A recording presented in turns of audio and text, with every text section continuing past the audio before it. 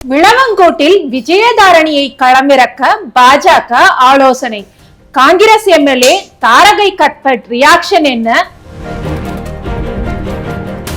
விளவங்கோடு தொகுதியில் தொடர்ச்சியாக 3 முறை வெற்றி பெற்ற விஜயதாரணி காங்கிரஸ் கட்சியில் மாநில தலைவர் பதவியை எதிர்பார்த்தார். அது கிடைக்கவில்லை என்றதும் சீனியர் என்ற அடிப்படையிலும் பெண் பிரதிநிதி என்பதாலும் காங்கிரஸ் சட்டமன்ற குழு தலைவர் பதவியாது கிடைக்கும் என எதிர்பார்த்தார். அதுவும் ஆகாது என்று தெரிந்ததும் காங்கிரஸில் பெண்களை அங்கீகரிப்பதில்லை என்று புகார் வாசித்துவிட்டு 2024 டெல்லியில் பாஜக தலைவர்களை சந்தித்து காங்கிரஸ் பாரம்பரியத்தில் வளர்ந்த தன்னை சமரசம் செய்து கொண்டு பாஜகவில் இணைத்துக் கொண்டார். விஜயதாரணி பாஜகவில் இணைந்ததுமே பாஜக அவருக்கு மக்களவை தேர்தலில் வாய்ப்பளிக்கும் என பேசப்பட்டது. ஆனால் அது நடக்கவில்லை. அடுத்ததாக கட்சியில் தனக்கு முக்கிய பதவி கிடைக்கும் என அவர் எதிர்பார்த்தார்.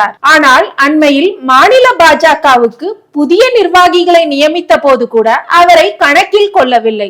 பாஜக இதனிடையே விஜயதாரணி விஜய் கட்சியில் இணையக்கூடும் என்றும் சில செய்திகளை பரப்பினார்கள். இந்த நிலையில் தொடர்ச்சியாக 3 முறை விஜயதாரணி கை சின்னத்தில் போட்டியிட்டு வென்ற விளவங்கோடு தொகுதியிலேயே அவரை இம்முறை தாமரை சின்னத்தில் போட்டியிட வைக்க பாஜக தரப்பில் ஆலோசனை நடப்பதாக சொல்கிறார்கள். குமரி மாவட்டத்தில் காங்கிரஸ் கட்சிக்கென தனித்த செல்வாக்கு உள்ளது.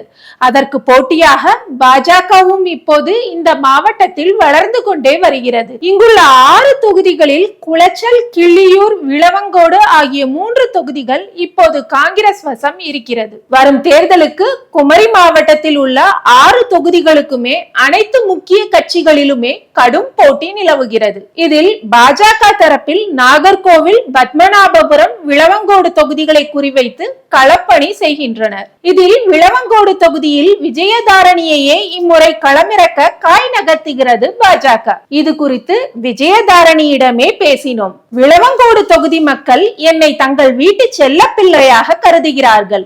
பாஜகவுக்கு மாறினாலும் 12 ஆண்டுகளுக்கும் மேலாக தொகுதிக்காக நான் செய்து கொடுத்திருக்கும் வளர்ச்சி பணிகளால் மக்கள் மத்தியில் நற்பெயரை சம்பாதித்து வைத்திருக்கிறேன். அதனால் விளவங்கோடு மக்கள் எப்போதும் எனக்கு ஆதரவளிப்பார்கள்.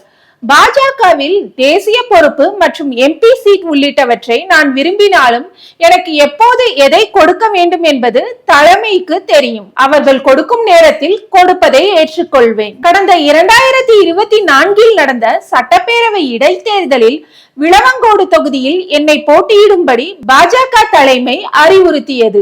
அப்போதுதான் நான் காங்கிரஸை விட்டு வந்திருந்ததால் உடனே இன்னொரு கட்சியின் சின்னத்தில் போட்டியிட வேண்டாமே என்பதற்காக நான் மறுத்துவிட்டேன். இந்த தேர்தலில் அப்படியான நிர்பந்தம் ஏற்படுமா என தெரியவில்லை.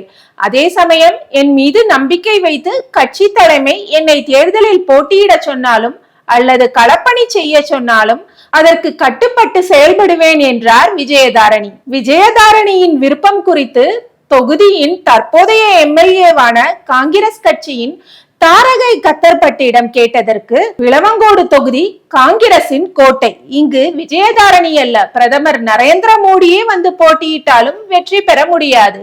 இங்கு வேட்பாளர் யார் என்பது முக்கியமல்ல, அவர் எந்த கட்சிக்காக நிற்கிறார் என்பதுதான் முக்கியம்.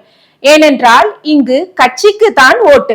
நான் இல்லாவிட்டாலும் காங்கிரஸ் சார்பில் இங்கு யார் நின்றாலும் வெற்றி அவர்களுக்கு தான் என்றார்.